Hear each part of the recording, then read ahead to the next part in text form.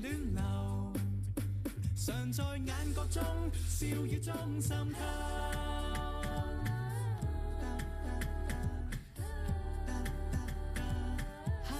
香港暖流，早晨嘅11:09。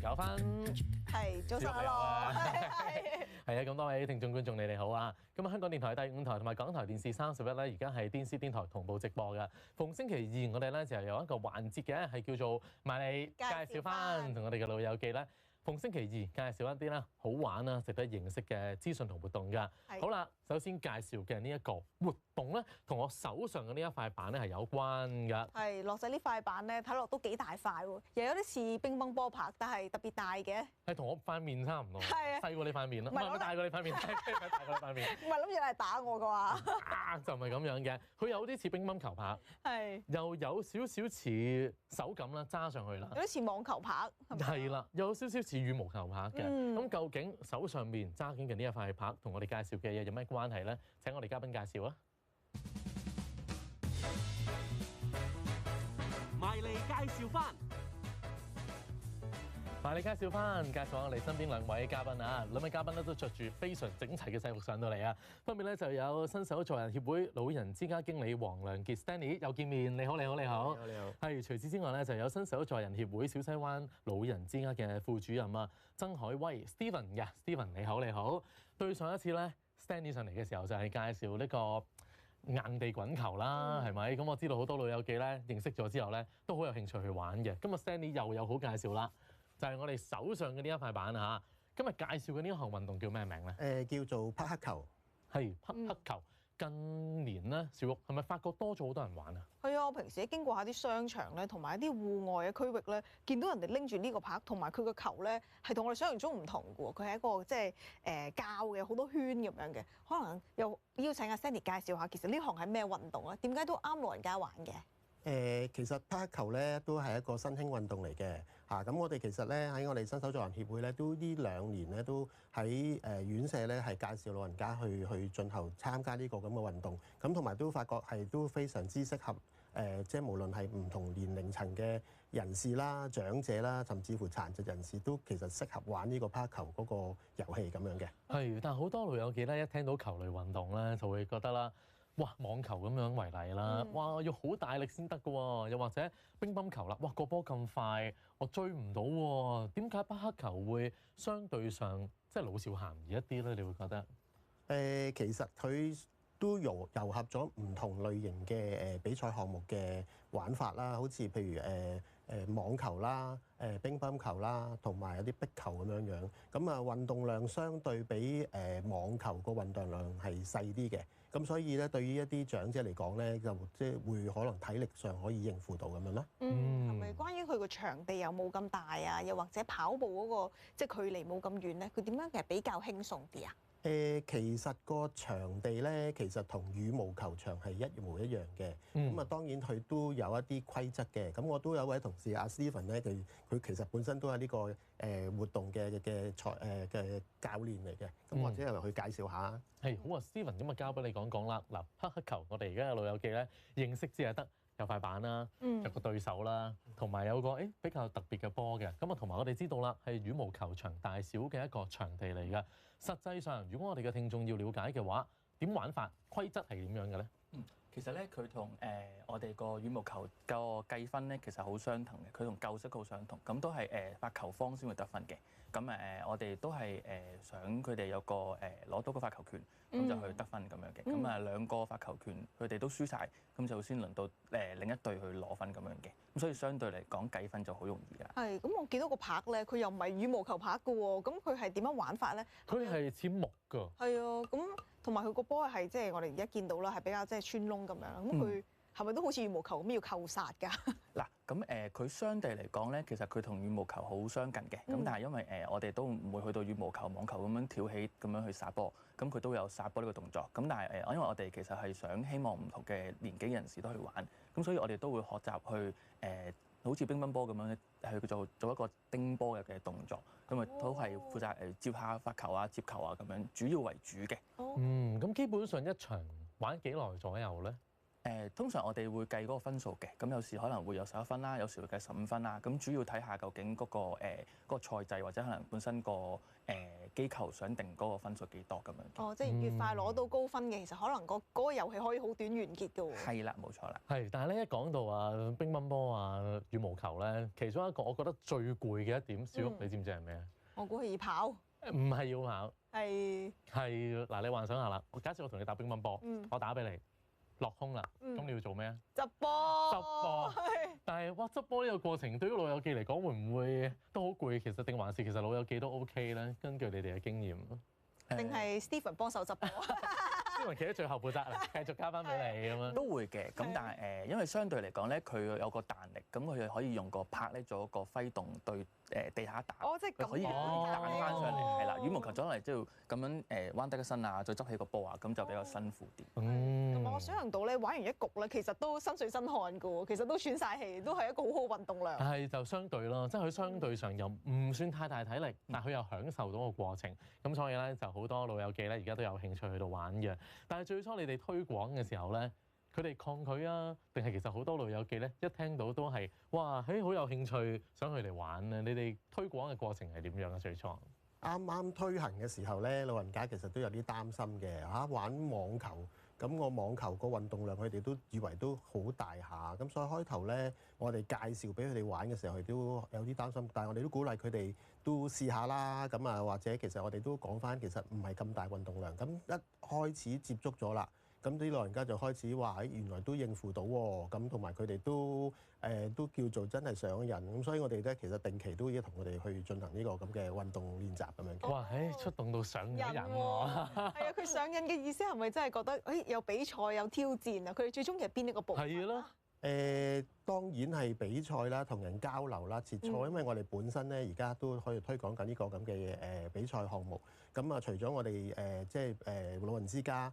唔止寶林嘅，另外2間院舍我哋都推行緊，咁所以變咗我哋有時一打波咧就去幾間中心一齊，幾間一齊咧就好似大家見老朋友咁樣樣，哇又見面咯喎，咁又可以大家去交流下比賽咁樣樣，咁所以其實佢哋都真係又可以同啲老友記大家溝通下，大家傾下偈，又可以即係做運動強身健體咁樣咯。係，我知道 Stephen 咧係有匹克球教練嘅牌照啦，係咪交俾你去到負責訓練有意想去報名參加比賽嘅老友記咧？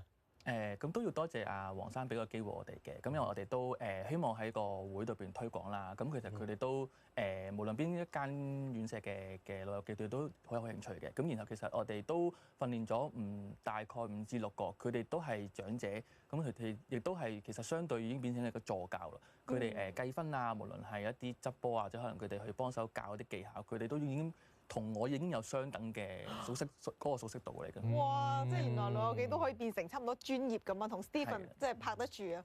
咁喺訓練嘅過程咧，其實佢哋特別要學到啲乜嘢技巧啦？點樣幫到佢哋身體靈活啲咧？嗱，其實最主要一樣嘢就係佢要學習一個發球，係啦，因為呢個運動好強調就係要發球。基本上你發球成功嘅話咧，已經有機會贏咗90%㗎啦。咁然之後就學習一啲接球嘅技巧嘅。咁我哋多數咧，因為就算係無論邊個年紀都好，因為呢個運動係想佢哋學習喺網前去接球啊、截擊啊，所以呢個動作都好需要去訓練咁樣嘅。哇！一聽就知係好考反應啊，係啊，係因為又要去到你係咪比你想象當中其實佢哋嘅反應、佢哋嘅實力係比你所想象中犀利得多咧？係因為我諗佢哋好多都本身可能有啲運動底啦，甚至可能佢哋喺我哋會裏邊佢哋有啲硬地滾球嘅訓練啦。咁佢哋對於呢網球嘅呢啲類似嘅運動，其實佢哋好有掌握嘅，甚至佢哋可能本身佢哋都有熟悉去揸個拍，變咗佢哋打呢個波就會容易掌握好多啦。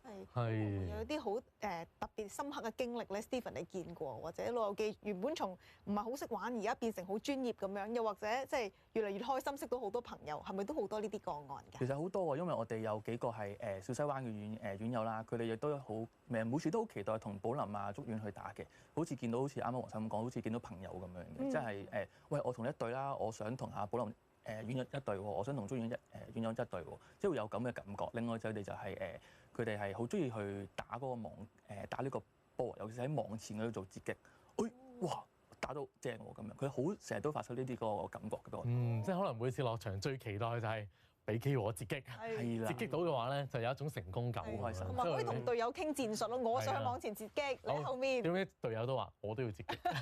大家搶啊！咁我哋個個都截擊咯，之後最後兩隊人全部截擊咁樣。基本上我哋認識咗拍球係點玩啦，亦都知道好多老友記咧都非常之享受嘅。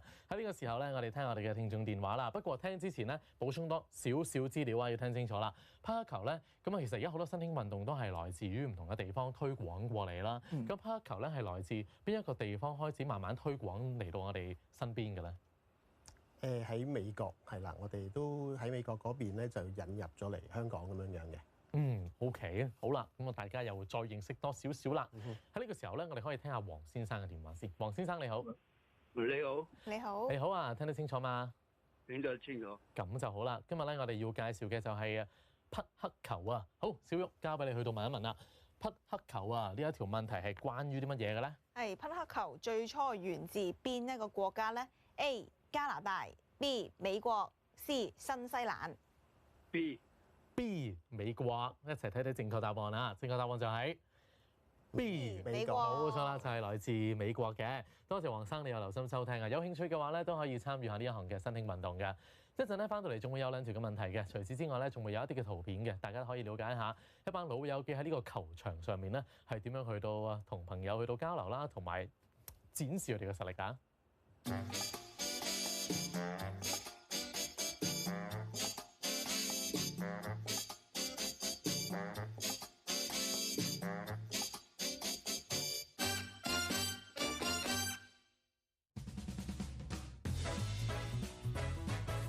埋嚟介紹翻，翻嚟埋你介紹翻啊，繼續有鄧添樂，有袁婉玉，係啊，仲有新手助人協會老人之家經理黃亮傑 Stanley，你好，你好，你好，你好。係除此之外咧，仲有新手助人協會小西灣老人之家嘅副主任啊，曾海威 Stephen 你好啊。今日咧我哋介紹嘅呢項運動叫做匹克球啊。頭先咧基礎了解咗啦嚇，咁啊喺呢個時候咧，我哋聽多一位嘅聽眾電話先，跟住咧我哋就再去到認識一下，無論係塊板啦，同埋認識下個波㗎。喺電話旁邊咧，而家係有梁女士喺度嘅，梁女士你好啊。係你好，你好，你好。好啦，呢一條問題咧，交俾樂仔去問你啦。匹克球嘅形狀啊，係比較似以下邊一種嘅球類運動咧 ？A. 網球啊 ，B. 羽毛球 ，C. 欖球。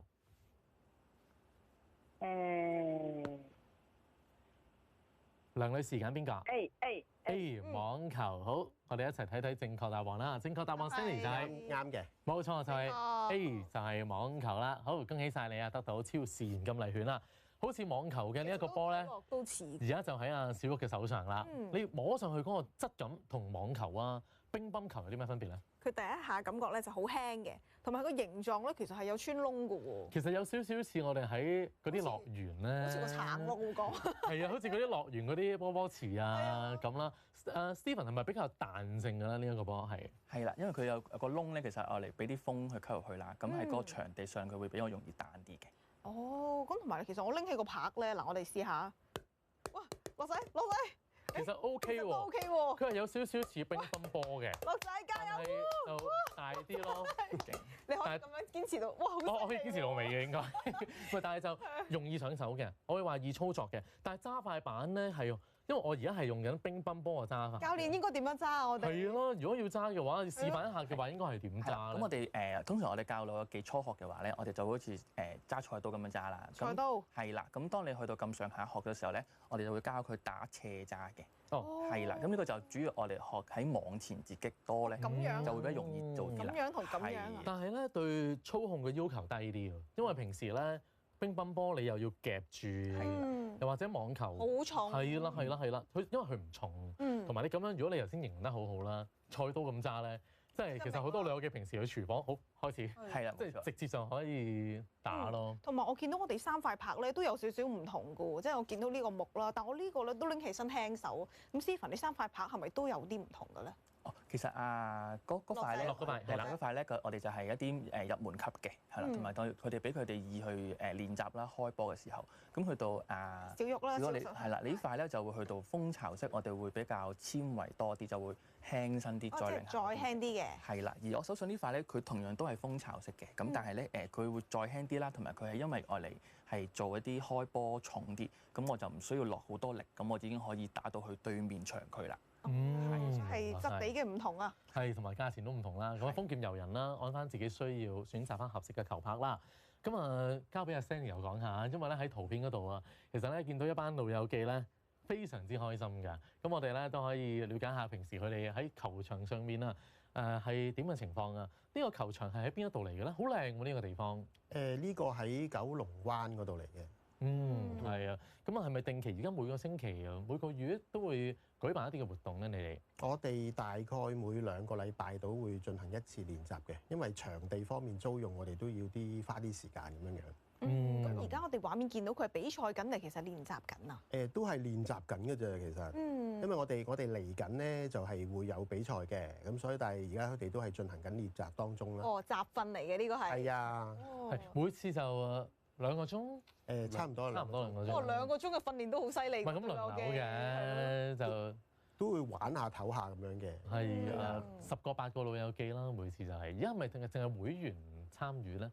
比較多係。都係暫時係我哋會3間老人之家嘅長者參與多嘅。係，同埋咧見到其實唔止男士喎，因為可能好多人就會話啦，拋球會唔會男士比較多啊？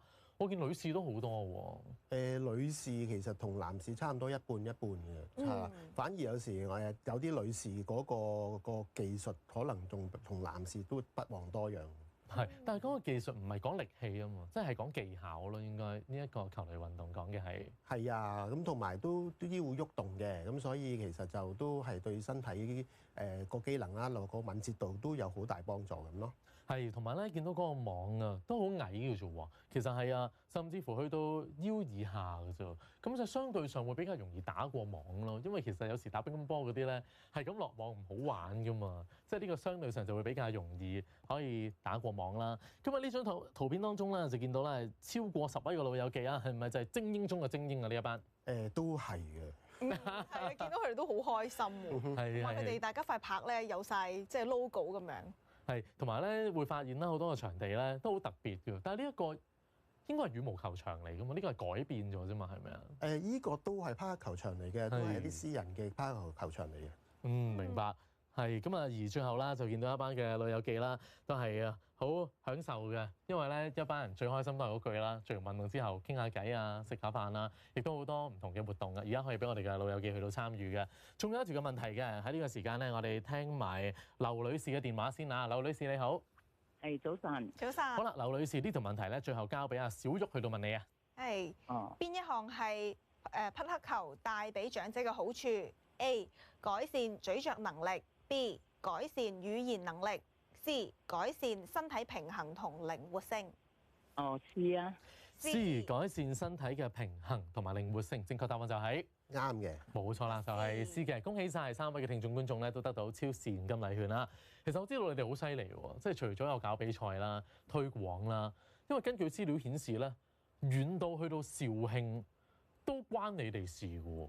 係啊，因為我哋本身我哋會咧喺肇慶都有一間肇慶護老養院嘅，咁我哋上面咧其實地方又大啲啦，有適當嘅場地可以進行到推廣呢個活動，咁同埋咧都有一啲移居國內嘅即係年青啲長者喺上面都其實有玩嘅，咁啊佢哋都有嚟到我哋院舍咧就幫手同我哋喺上面嘅院友一齊去參與同埋教佢點玩咯，所以而家其實佢哋都玩得幾開心嘅，希望將來都有機會嚟香港交流下咁樣。係，但係喺內地啦，喺做推廣啊等等嗰方面咧，會唔會老友記有啲唔同嘅地方嘅咧？即係有時候會唔會佢哋嘅生活習慣啊，其實會唔會喺嗰度都見到好多老友記佢哋嘅生活模式啊，都有啲唔同嘅？生活模式就其實都近似嘅，因為都好多都係由香港即係去肇慶住嘅老友記。咁但係我諗運動方面其實係冇乜分別嘅，嗯，咁啊真係好熱愛嘅都係。都好中意佢哋。同埋我覺得內地咧有個院舍有個好處係佢地方大啊，係咪架起個網其實隨時都玩得啊？反而香港反而要租場喎。係啊，我哋肇慶裏邊直頭有個室內嘅綜合活動廳，都好大嘅。其實搞幾個場都得嘅喺裏面。哇！呢個就係即係內地院舍嘅好處咯，即係老人家我得閒啦，幾個人組隊就可以開始玩㗎咯喎。係啊，但係間接攰啲咯，多場佢哋唔使得冇得唞啊嘛，因為平時一個場可能大家要輪流啊嘛。咁啊嚟到尾聲啦，咁係咪都好希望繼續推廣呢一啲相類型嘅運動啦？都係留意到其實好多老友記其實都有運動同埋多啲喐動嘅需要啦。其實你哋我哋其實咧機構除咗硬地滾球啦，嚟緊10月31號都有個全港長者硬地滾球比賽啦。咁老人家都積極練習緊。咁同埋我哋老人之家咧嚟緊11月底都有一個我哋院舍嘅運動會。咁有好多唔同嘅項目都俾老人家參加嘅。咁我哋今年都加埋呢個拋球呢個項目落去個運動會裏面。咁希望佢哋可以練就練咗咁耐啦，咁都可以有啲大家互相去切磋下咁去參與下嘅機會咯。咁同埋我哋都希望咧，將來都可以除咗我哋會啦，可以其他發展到其他嘅唔同長者都可以接觸呢一個咁嘅球類運動咯。哇！咁呢個時候咧，老人家喺度集訓緊㗎啦，佢哋相信大家都要期待緊個運動會啊！摩拳擦掌啊，同埋咧可以預計到啊，將來應該會越嚟越多咧老友記嘅比賽，唔單止係新手助人協會啊，我相信可能係全港性嘅，咁所以咧。即係其實老人家都可以成為運動員㗎喎，即係不是夢嚟㗎喎。咁啊，如果有興趣嘅話咧，而家非常之多相關嘅活動資訊嘅，大家都可以留意一下。陣間咧，玩完結束15秒之後咧，我哋仲會有後半節嘅埋嚟介紹翻嘅。多謝晒兩位上嚟同我哋分享啊，下次再見。好。